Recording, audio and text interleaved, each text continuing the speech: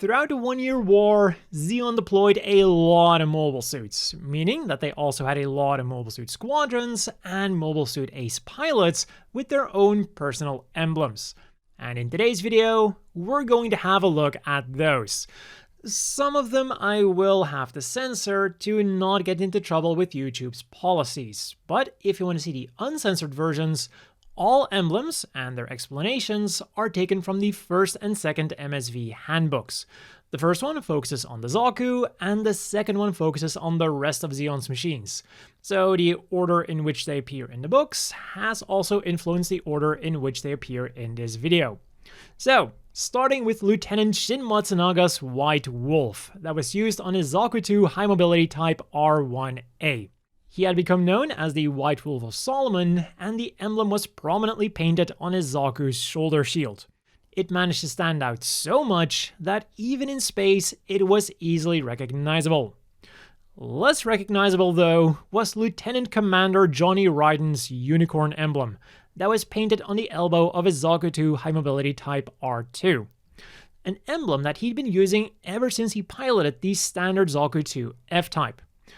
And why did I say that it was less recognizable than Shin Matsunaga's emblem? Well, Johnny Ryden's Red Zaku would often be mistaken for Char Aznavour's Red Zaku, despite the different markings. Poor Johnny. Arabian, then, was an emblem used by Lieutenant Carmice Rom on his Zaku 2 Desert Type. He would first use it during Zeon's invasion of the Western Middle East, but later on it would become the squad logo of the Scorpio Commando unit. In addition to Zaku 2 Desert types, they would also use Goufs. Which is actually what the next emblem kinda reminds me of because of her weapons. Despite being called the Zaku Lady, she is depicted with a sword and a whip. Two weapons that are more associated with the Gouf than with the Zaku, but anyways. This emblem was mainly used by the Blitz Company in Southern Europe, and according to surviving records, the emblem wasn't used company-wide, but rather on an individual level or on a platoon level. And we would get some more information on this so-called Blitz Company with this fox emblem that was also seen amongst their ranks. Blitz Company was apparently the nickname for the 29th Armored Company, and here they specify that they operated in southern France, which is also where this Wing Lady emblem has been spotted. But this emblem seems to have been mostly used by the invasion forces from northern China to northern Europe, with no specific units or mobile suits being mentioned. The Gouf Lady herself, then, was used by Lieutenant Junior Grade Silas Locke in Southeast Asia. Ironically enough, though, it's again not specified which mobile suit, or mobile suits, this emblem appeared on. But there is a Gundam War card that shows us Silas's Gouf prominently displaying the Gouf Lady on its shield. An emblem that was confirmed to be used by a Gouf then is this Thundercat. It was seen on a Gouf stationed at the Alexandria base on the African front, but the Gouf is listed only as an MS-07, without a letter to specify which exact model that it was. Next up, we have the Spider used by Lieutenant Junior Grade Ian Graden. It adorned his Zaku cannon that he used in the North American campaign, and what was noteworthy about his Zaku cannon was that it was the rarer twin antenna type, which came with two blade antennas on the head rather than a single standard antenna. And this version would also be known as the Rabbit type. Another rare sight then in North America was the Blue Bone Squadron. Their emblem was an ominous scythe with a bloody number 13 in front of it, and they were apparently the only Dom squad that was active on the North American front. And what we of course also had in North America was the famous California base, home to the 4th Tactical Mobile Suit Wings. This emblem could be found on the Gao assault carrier station there, as well as on the worker Zakus belonging to the unit. A personalized emblem then that popped up at the California base was this Killer Harpy emblem belonging to Lieutenant Commander Killy Garret. She was part of the Earth Attack Forces, and the emblem was used on her Zaku 2 ground type.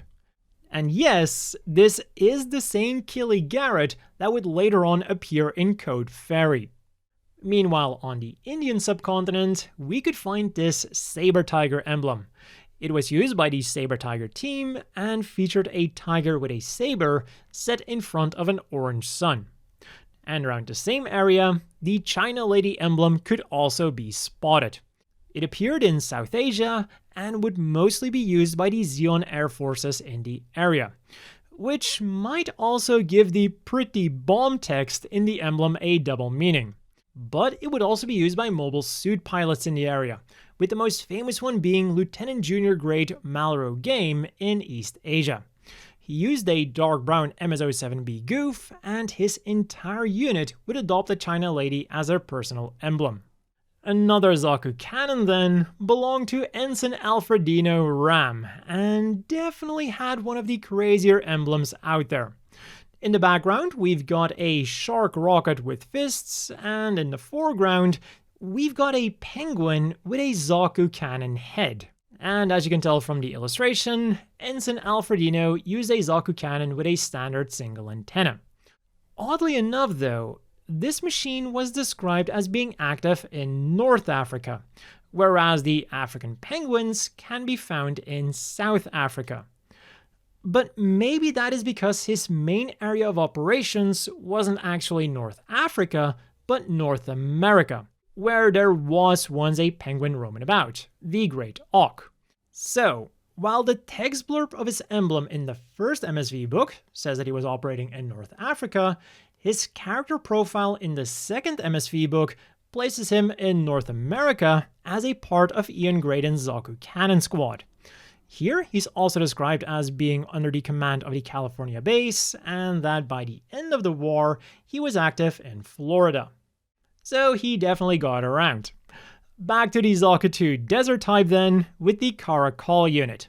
They were active in Africa, and their Zakus had a 4-leaved clover on their left arm armor.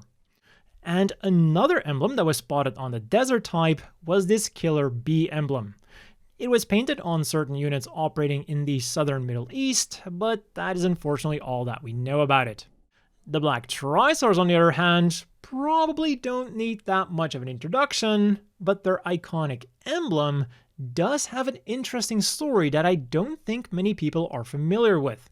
It was originally intended to be the general emblem for Cassilia Zabi's mobile assault forces, but for some unknown reason, it would only be used by the Black Trisars on the various mobile suits that they used throughout their career.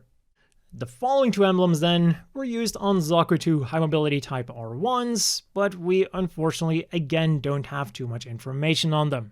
Fairy Heart was used on a unit belonging to Granada's 7th Division, and this Shooting Star emblem was used on a unit belonging to Dozal Space Attack Forces. It was stationed at Solomon, and the same emblem was also spotted on a Zaku 2 Reconnaissance type. And from Solomon, we go to Abawa Q with this Griffon-esque emblem found on Zaku 2 High Mobility Type R1As belonging to the Zeon Defense Forces. They were under the direct command of Giran Zabi and were deployed in action at Abawa Q right before the end of the war. And another emblem spotted at Abawa Q was the Revenge of Ide emblem, used by a Gelgu cannon participating in the final battle. And while that's most of what the MSV book tells us, this emblem belonged to the Chimera Corps, an A squadron consisting of hand-picked pilots by Cassilia Zabi herself, and one of these pilots was Johnny Ridden. And finally, we've got some emblems used by Zeon's Marine squadrons, with one of the most prominent ones being the Green Siren Submarine Squadron. They patrolled the southern Atlantic, and their mobile suits bore this Green Siren emblem, which I've had to censor because she wears no bra. In the North Atlantic, meanwhile, we had the Sea Serpent Submarine Squadron, whose mobile suits bore this Sea Serpent emblem, and in the Pacific Ocean, we had the Naga III Submarine Squadron. Their emblem was a red fish with razor-sharp teeth, but they were also nicknamed the Red Orcas, or the Red Killer Whales, depending on which translation you prefer. And those were all of Zeon's emblems that were covered in the old MSV books. I would love to do a video on their Federation counterparts, but unfortunately, they're just not quite as well documented as the Zeon ones. So for now, this has been it for the Emblem videos. As always, a big thank you to the Patreon supporters. I hope everyone watching has a great day, and I'll see you all next time.